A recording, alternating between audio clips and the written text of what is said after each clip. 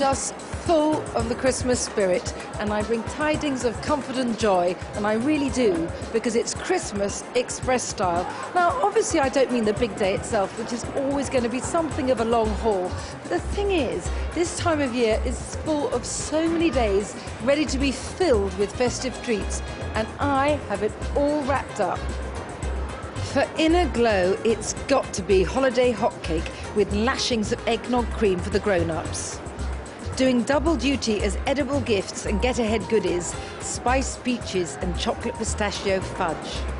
To get the party started, Moorish salt-sweet spicy popcorn and frothy snowballs, my all-time favourite Christmas cocktail. Then for a fabulous festive spread, gleaming ginger-glazed ham with roasted butternut squash sprinkled with pecan nuts and morsels of blue cheese. This is fast, festive food to make your holiday season a snap.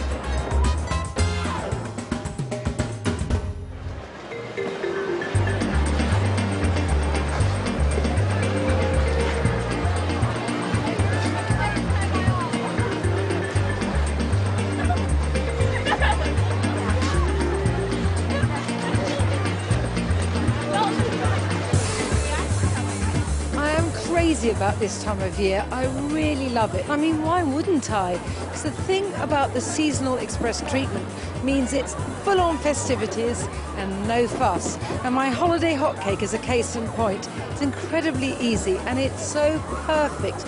Warm, comforting, smelling of Christmas. Just right for anyone, even this lot, coming in from the cold.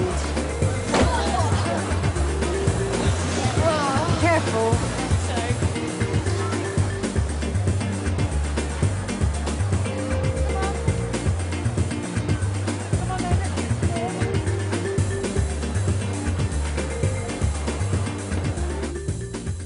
When I want to wallow in the full-on spirit of Christmas, I make my holiday hotcake. It's somewhere between a pudding and a cake and a sticky toffee at the same time, full of spices that make it so warming, and it's incredibly easy to make. I've got 150 grams of flour, and on top of that, I want 100 grams of light muscovado sugar. So dense and treacly, this, I love it. And now some spice. Got a teaspoon of ground ginger and then another teaspoon of ordinary ground mixed spice. That has a bit of everything in it. Cloves, cinnamon, caraway, coriander seed. Now a teaspoon of baking powder, and that's the dry ingredients. About 125 millilitres of milk, full fat milk, and 60 millilitres of ordinary flavourless vegetable oil. I do this because it's easier than mixing in butter. Finally, 1 egg, and mix it together, and that's what I love about this. It's infinitely express and very basic. You just need a wooden spoon and a bowl. And then pour into a lightly buttered pie dish. It looks like there's not enough, but there is. It does spread and rise as it bakes. Now, what I'm about to do may seem completely bonkers, but I promise you it works. And it doesn't only work, it makes this fabulous sticky toffee sauce that sits on top before it goes in the oven. And then when it bakes, it splits and the sauce goes underneath, thick, oozy, gorgeous. Now the spices again, exactly the same as before. A teaspoon of the ground ginger and the deeper, darker mixed spice. Teaspoon again. And some butter. Just cut off 6 teaspoon-sized nuggets and dot them on top of the sugar. And finally, the pièce de résistance, if a bit on the alarming side, but I do pour 500 millilitres of boiling water on top of the cake. I mean, it looks like a catastrophe, doesn't it? It's not that beautiful when it's baked. It doesn't look like that, and it is delish. This goes into the oven for 30 minutes. It's preheated to 220, and once it's out, I'll just let it stand for 10 minutes just so it's not so piping hot and the two layers have time to separate.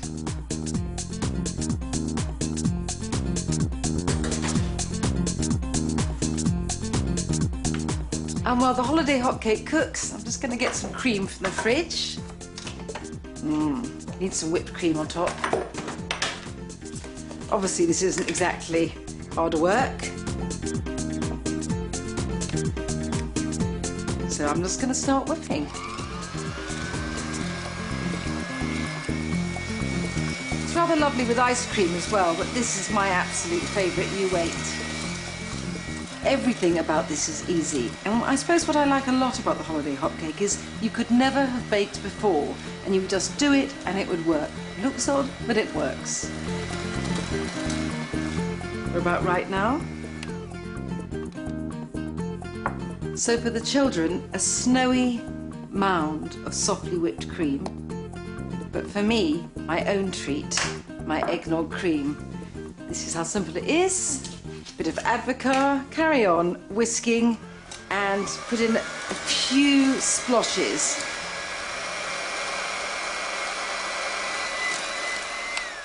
Right, it's done. Just going to pile it into this goblet for me. Just by itself, sheer Christmas. Does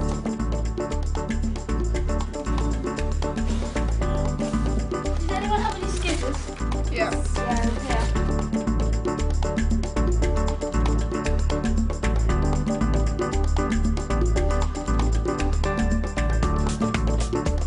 Should be ready now?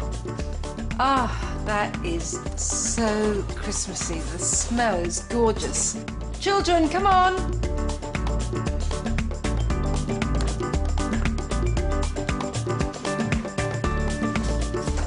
This will warm you up.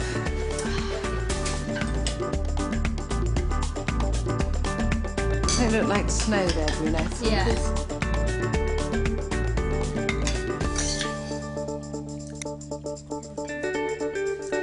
Did you enjoy the skating? I can't ice skate because I don't glide. I run. Can I give anyone some more? We've managed to demolish this entire cake.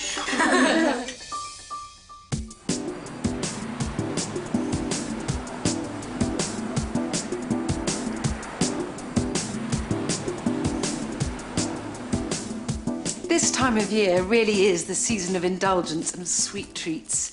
So when I say that I am making a chocolate and pistachio fudge, I feel I'm making some sort of festive declaration. So that's 350 grams of really good dark chocolate going in. It's so nice to have something homemade and delicious to give people when they drop in, and there's a lot of dropping in at this time of year. And I love as well to package some of this up and be able to give it to my friends. On top of all that chocolate, I need a can, around 400 grams of condensed milk. Look at it oozing out. And it's the condensed milk, I think, that helps you get that proper fudge texture. A confectioner may not want to call it fudge, but this is how I do it. Straight into a pan, no double boiler, and no need for sugar thermometers. So on top of the chocolate and the condensed milk, I need 2 tablespoons of butter. And this goes on to melt, and I promised chocolate pistachio fudge, and here are my pistachios. Quite a lot of pistachios, 150 grams. And the reason I'm putting the pistachios into a freezer bag is because I want to bash them and splinter them so I have smaller pieces to disperse throughout the fudge. And this is easier than chopping. That's it, beautiful. I love the greenness of pistachios with some of that rose pink still on the skin around them. Nothing like it. Stir to make sure everything is shinily combined. Now in go the nuts.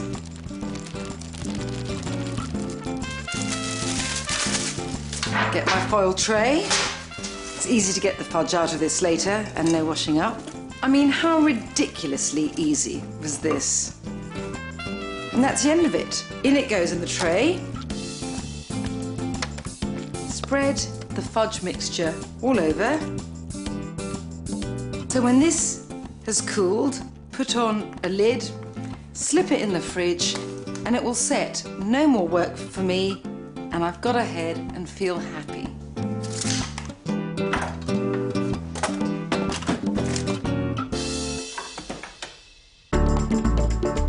this room really comes into its own at this time of year because I love to have everything well stocked, so I know I've got everything on standby.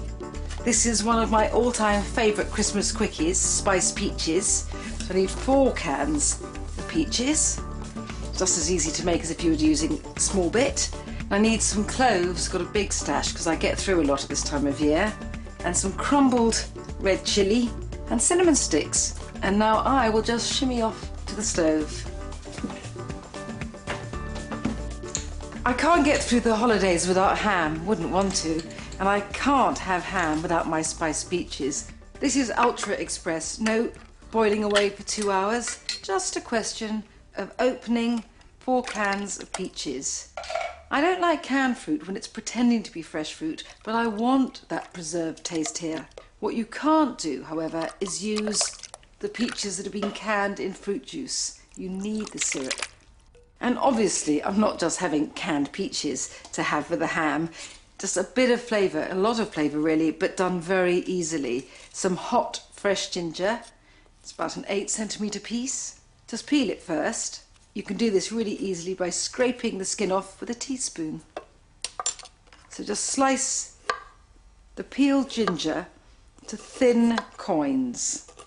And I don't want to mince it in because I want the syrup to stay clear so I can see all the golden gorgeousness later. And in they go. And some cinnamon. Lovely festive smell, the cinnamon. Just using 4 short sticks and some cloves for that pungent muskiness. About 6 cloves. Black peppercorns, after all this is savoury. About a teaspoon or so. A teaspoon of crushed dried red chilies. Look how beautiful, like fire. A little bit of salt, just a teaspoon. And finally, 2 tablespoons of rice vinegar. And this cuts through all the sweetness and the hit of the spice. So on with the heat, and I'm just really letting these warm through and then come to a boil and bubble for about a minute. And now I'm going to start writing the label, because along with the fudge, these peaches make such a wonderful present. I like giving food as a present. Well, that's ready. And so are these. So now it's just a question of putting them in the jars.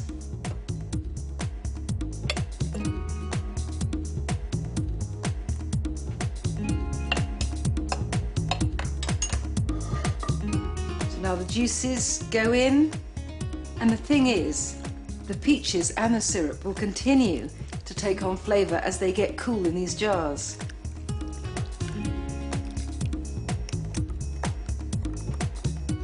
And look how beautiful this is. I mean, who wouldn't want to be given this as a present? Well, I'll put the label on when they've cooled, but since I'm in packing and wrapping mode, I'm going to get my fudge now. Should be set.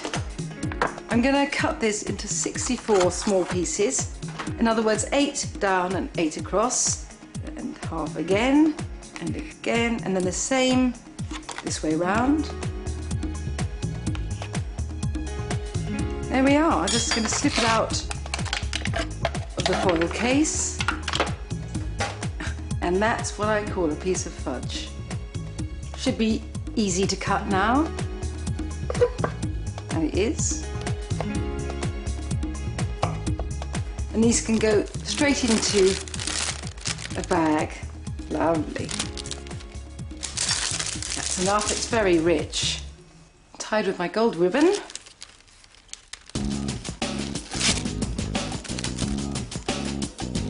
I'm hopeless at gift wrapping. I mean, I can make a book look like a bottle of wine, but actually this is quite easy. Put them in a bag, and you tie it with a ribbon. Tie and label and that beautiful jar of peaches. So that's my edible presents effortlessly organised, and I can stash them away in the fridge for a while.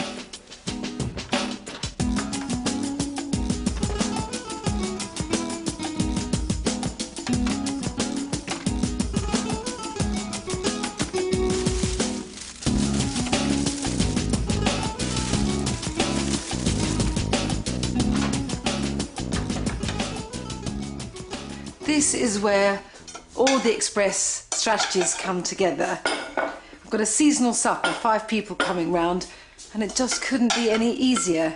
The centrepiece is a gingered glazed ham, and the fabulous thing about it, apart from its taste, is that it requires only minutes of my time. And I've got my festive squash, so now all I need to do is make sure that the table looks as lovely as the food tastes. She'll artfully place some snowflakes for a bit of seasonal shimmer. And the wonderful thing about this spread is it's a meal you can just pull out of your hat anytime during Christmas. So right, I will get started with the squash. So here's the plan. Something tasty to pick out with drinks, and drinks themselves are pretty special. And not just a side dish, but co-star with the glazed ham, my butternut squash. And the thing about the squash is that it really is a party piece, and I think that's important at this time of year. And not least because this means you can make this and turn any meal of leftovers into a feast. Another thing in its favour is that it really does make vegetarians feel loved. Everyone's a winner. You need 2 kilos of butternut, that's probably about 2 squashes, and chop each squash into about 2.5 centimetre pieces. You will note that I'm not peeling the squash, and that alone makes this very easy. But not only does the skin soften in the heat of the oven, but actually it seems to help the squash almost caramelise as it bakes. To this tray of gorgeous goldenness, I'm going to add 3 tablespoons of olive oil, just regular olive oil, not extra virgin, and half a teaspoon of dried thyme.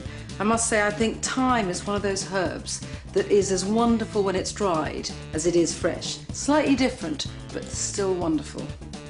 The oven's preheated to 220, and this should take about half an hour, so I'll pop it in on my way to the drinks cabinet.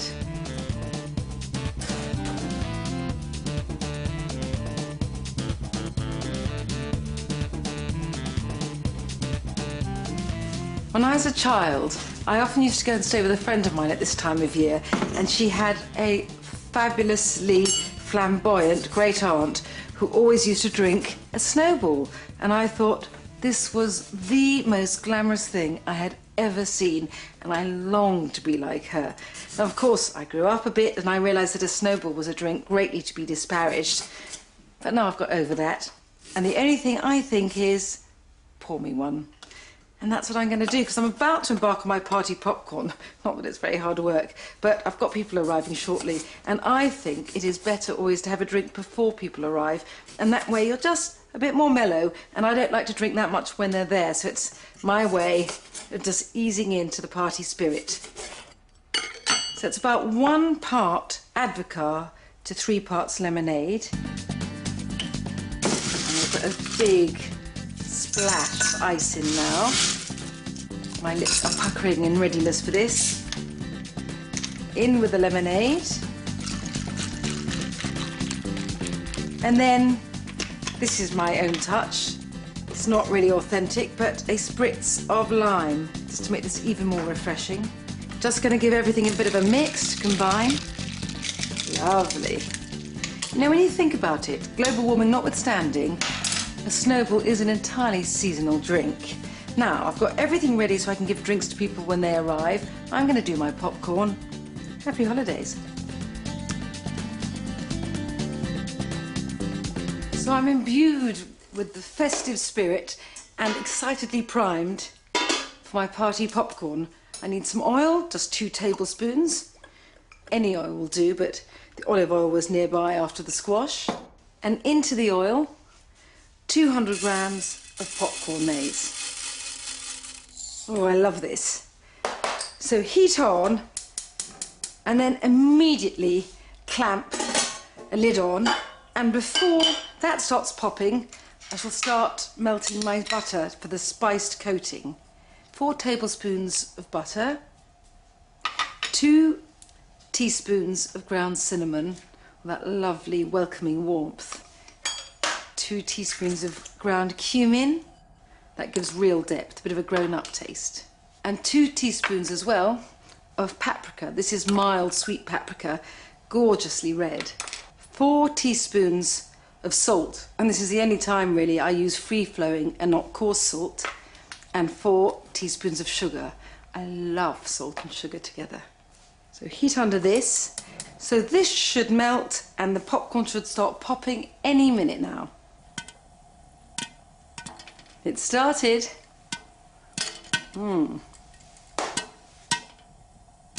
It's very tempting to take the lid off and peek to see how everything's doing, but you do run the risk of getting shot. Let's give it a bit of a shake. Want to make sure all the bits of popcorn maze pop. Just going to be brave and dare a peek. See, look, it's not containable. Once the popping starts to recede slightly and slow down, then I'll take it off the heat. I think we're there. I present to you the popcorn, and oh, it's still moving. And now I'm going to turn it into the party popcorn by pouring over these orangey, spicy, buttery juices. Just going to stir to make sure everything is shinily combined. I think I'm ready to pot up now, and I've got quite a few of these dishes because everyone likes to plunge into the party popcorn. I love the look of these, so really I think of it as part food, part decoration. Anyway, the best decoration is edible. And I can dot these around the room, a few baubles nearby. Well, this should get everyone in the mood. This and the snowball, I mean, it's a pretty unbeatable combination.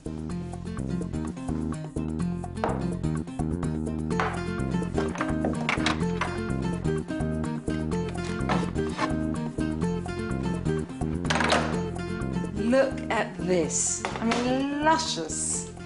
There is no more festive sight than a glazed ham. Oh, I love everything about it.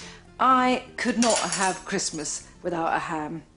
And the thing about ham is that actually it's really easy to make.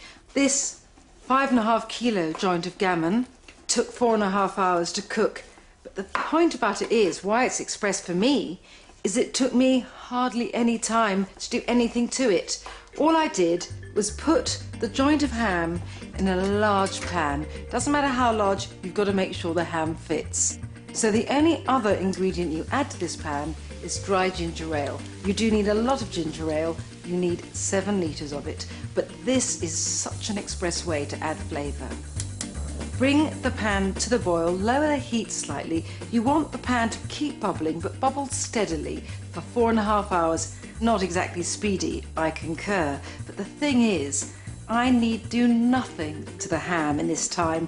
And believe me, at this time of year, I've got so much wrapping, so much organising, I could use the time.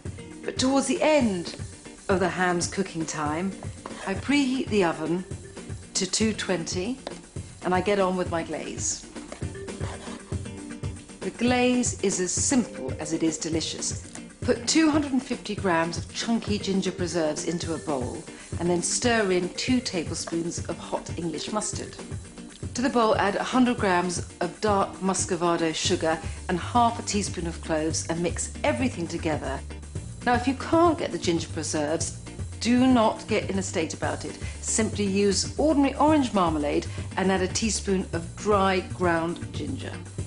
And when the ham has had its 4.5 hours, gently and carefully lift it out of the hot pan and put it on a foil-lined baking tray or a foil tray. Carefully cut away the skin, leaving a thin layer of fat, and then just slap on the glaze. You don't need to score anything, you don't need to stud with cloves. The glaze goes on, and put the tray with the ham in the preheated oven for 20 minutes. And when that ham comes out, it will be burnished and bronze, and the small cubes of ginger from the preserve will be glistening. This is beautiful, and you can eat it hot or cold. I think I've got more than enough ham carved now for the 6 of us. Everything's done more or less, and I am calm, collected, and just infused with the holiday spirit.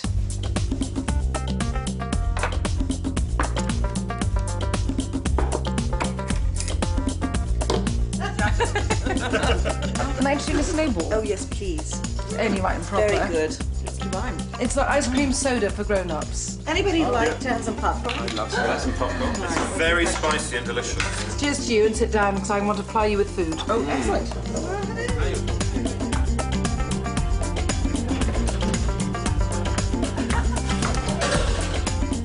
That is so beautiful. I mean, look at it. Transfer this to a seasonal green platter. And the really useful thing about this squash is that you don't need to eat it piping hot. So you can just dish it up, and if people are late, it'll still be wonderful.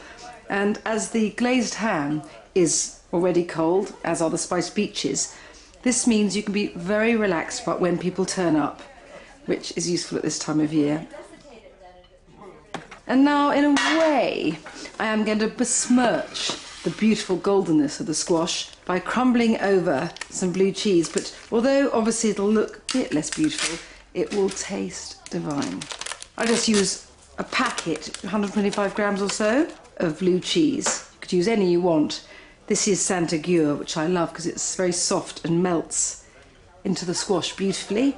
Though I suppose you could use any sharp goat's cheese, up to you. And on top of the soft saltiness of the cheese, just tumble in 100 grams of dark smoky pecans. Perfection. Anyway, I better take this back out to the hungry hordes. Here we are. The festivities commence. Favourite cheese? I know, I put blue cheese in everything. It's terrible. Do you really? But it kind of is like instant flavour. Those peaches are intense. Oh, good.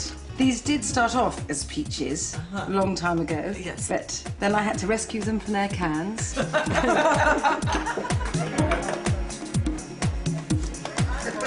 I'm going to take the fudge out for everyone before they go too. I'll leave mine in the fridge. Just eke it out over the next week or so. As if. Okay, I come rustling in with your peaches for you, my baby. And some chocolate pistachio fudge for everyone. Happy Christmas. Oh, look how beautiful. There you are. Thank you. Brilliant. Happy Christmas. So kind. So beautiful. Thanking you. Gone by the time we get home, I'm afraid.